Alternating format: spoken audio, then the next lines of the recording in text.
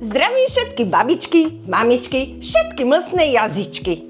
Predstavte si, že máme 10. video a 10. video je také pomyselné uzatvorenie jednej sladkej kapitoly. A čo by bolo výnimočné pre takúto kapitolu? No predsa niečo výnimočné. Neodmysliteľnou súčasťou našej babičky Majky bol strúhaný tvarohový koláč. My sme mu hovorili niekedy aj kakaový. Čo budeme k nemu potrebovať? Poďme sa na to pozrieť. Kakao, hladkú múku, maslo, samozrejme prášok do pečiva, do cesta jedno žltko a práškový cukor. Máme plnku, zase budeme potrebovať práškový cukor, žltka, bielka na sneh a tvaroh. A samozrejme vanilkový cukor. No, pustíme sa do toho. Začíname cestom. Na cesto budeme potrebovať 400 g hladkej múky, 15 deko práškového cukru, 4 polievkové lyžice kaká,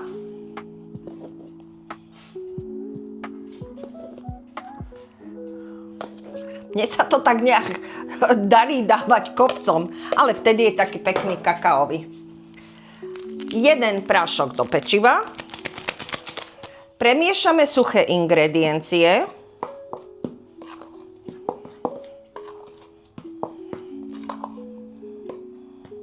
Tak, 250 g masla.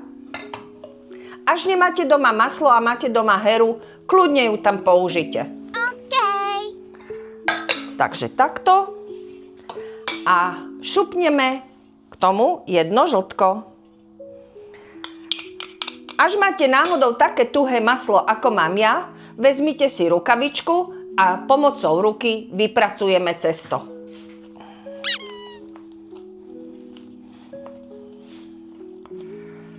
Vám ďakujem za každý komentár, like a zdieľanie.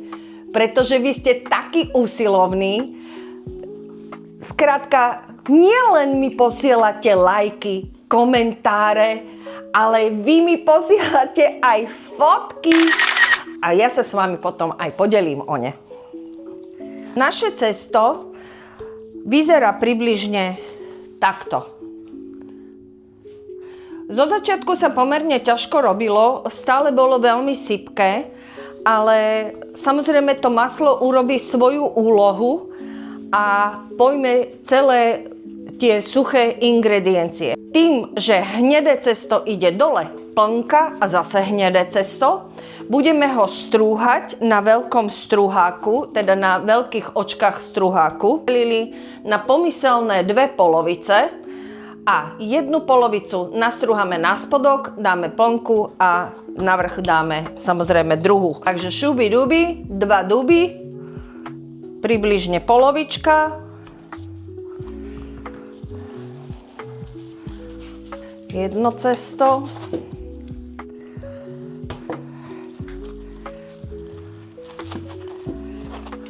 Máme zabalené a môžu ísť do chladu. Cesto sa nám chladí, aby sme ho mohli nastrúhať. A môžeme sa pustiť do plnky.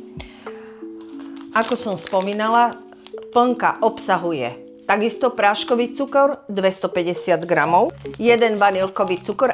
Pridáme, ja som mala zase šťastie na vajíčka, čo mali 2 žltka. Ale tak ako som spomínala, potrebujeme vlastne k celému koláču 4 vajíčka, to znamená, 1 žltko ide do cesta a 3 žltka idú do plnky. Vymiešame do peny. Keď budeme mať vymiešané, pridáme tvaroh a na záver vymiešame náš sneh. Dobre? Takže pripravíme si mixer. Gazdinky, ktoré začínajú, nezabudnú, že keď vymiešame práškový cukor so žltkami, umyjeme si naše vrtuľky, pretože ak by sme ich nemali umyté, nikdy by sa nám nepodarilo vyšľahať sneh. Dobre? Takže ideme na to.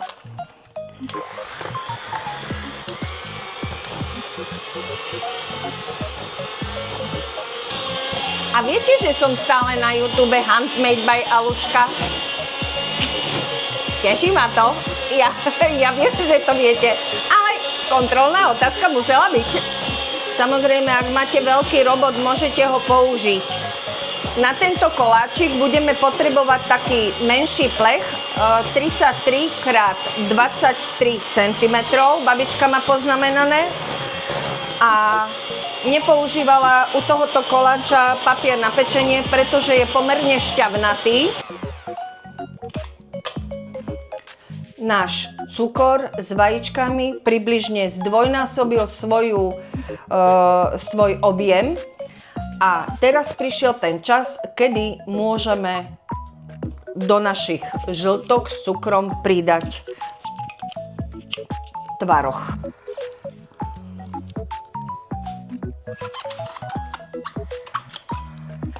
Tak.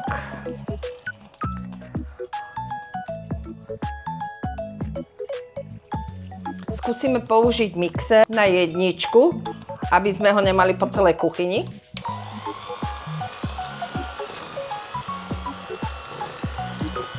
Šupnem tam dvojku. Tak, dievčatá, a teraz prišiel ten čas, kedy si umieme naše vrtuľky, aby sa nám podaril sneh.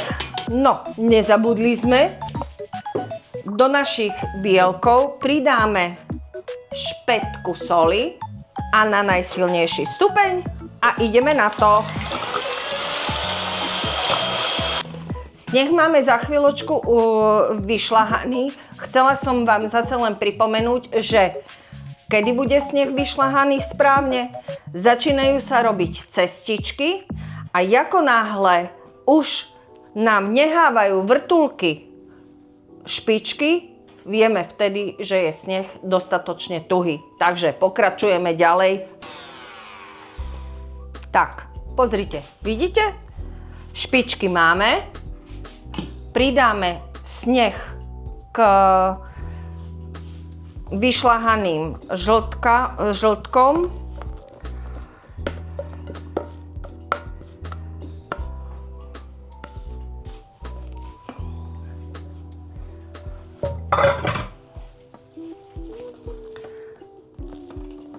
Vmiešame do krému. Cesto letí z chladu sem. Up. Počkajte, ešte jedno predsa. Up. Tentokrát nebudem vymazávať olejom, ale vymastím maslom. Výborne. Dávali sme do koláča hladkú múku. Môžeme aj na vysypanie plechu použiť hladkú múku. Takže plech máme vysypaný. Vezmeme si prvé naše cesto, vezmeme si plech a na týchto širších očkách začneme strúhať naše hoblinky. Vlastne na každý 1 mm. No a teraz ideme na našu plnku. Lejeme našu plnku. Čo nám iného ostáva? Nahriať si našu rúru na 180 stupňov, samozrejme vrch a spodok. A môžeme dostrúhať vrchnú časť koláča. Vezmeme si druhú časť cesta a môžeme ísť na to. Cesto takmer pri konci, urobte si z toho takú malú praktickú guličku.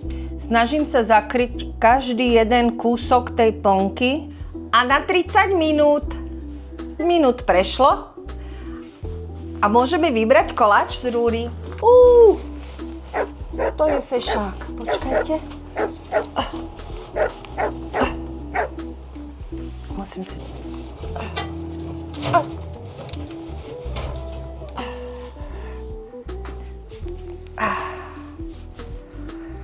Tak. Teda... Fešák. Necháme koláčik vychladnúť. Takže koláčik sme nechali odležať od večera do rána aby sme si mohli odrezať ten skúšobný jeden kúštek. A chcela by som využiť túto príležitosť poďakovať sa všetkým, ktorí mi zdieľali video, ktorí lajkovali, ktorí komentovali, ale hlavne sa chcem poďakovať tým, ktorí podľa mňa piekli.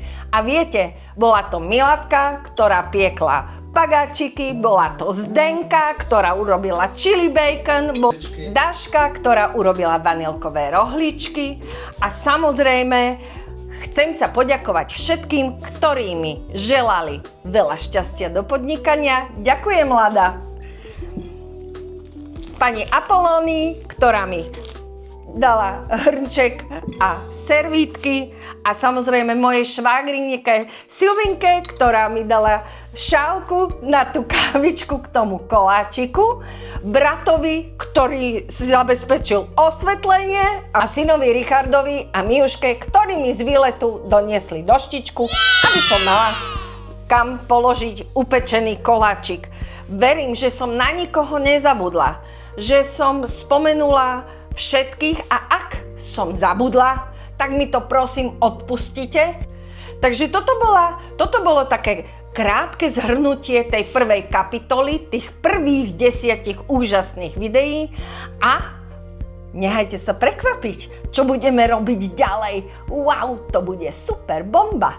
Takže teším sa na vás a vidíme sa. Však musíme si odrezať kúsok koláčika. Počkajte. Koláčik je veľmi jemný, krehký a nepodarí sa až tak veľmi pekne urezať kocky, ale o to je famóznejší, fantastický. Takže poďme ochutnať, ako chutí. Tak.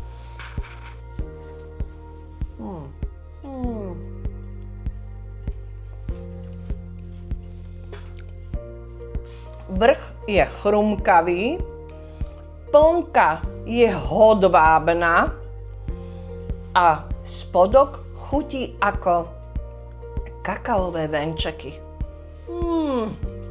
Výborný. A teraz je ten správny čas vychutnať si kávičku s našim koláčikom. Ja vám želám dobrú chuť. Naša kapitola je uzavretá. Prekvapenie za dverami.